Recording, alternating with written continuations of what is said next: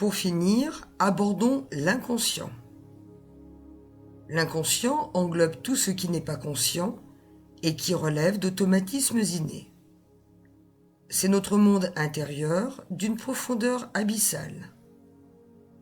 Il a pour fonction, entre autres, de nous protéger. C'est en partie pour cela qu'il est composé de toutes nos peurs. Il a la capacité de traiter des milliers de tâches en même temps. Son mode de communication est simpliste. Les couleurs, les formes, il est sensible, espiègle ou émotif. Il est hors du champ de la conscience. Il a un impact sur les pensées et les actes de l'individu.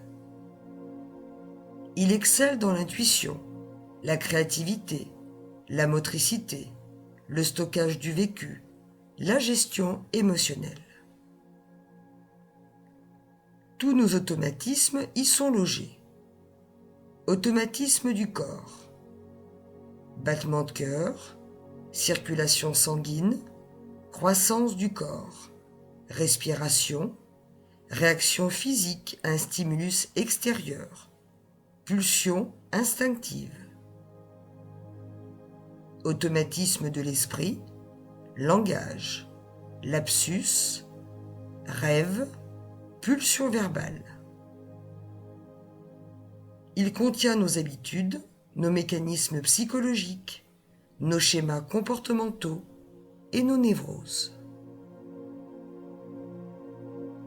C'est donc cette aire de notre cerveau, la partie inconsciente, que nous avons le plus explorée lors de cette formation, afin d'y débusquer ce qui vous limite dans vos comportements et faire en sorte de reprogrammer votre subconscient.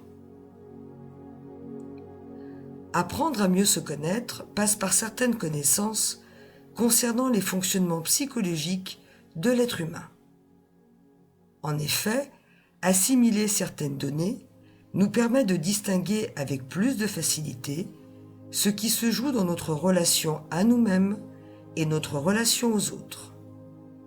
Et cela prend toute une autre dimension lorsque nous savons faire enfin la part des choses, parce que nous regardons les situations autrement, soit avec plus d'intelligence émotionnelle et de hauteur.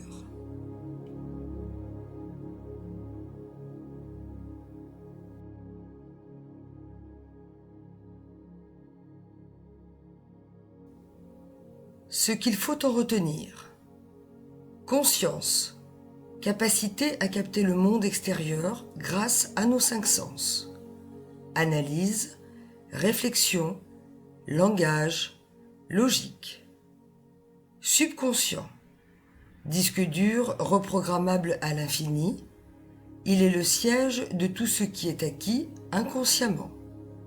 Expérience, sentiment, éducation. Il est composé de schémas qui créent nos réactions positives et négatives. Inconscient représente en partie tous nos mécanismes innés. Corps, esprit, habitude. Il a un impact sur nos pensées et nos actions. Il est le siège de notre intuition. Nous pouvons nous sentir perturbés car certaines croyances nous concernant vont être remises en question. C'est une étape normale avant l'intégration de nouvelles données.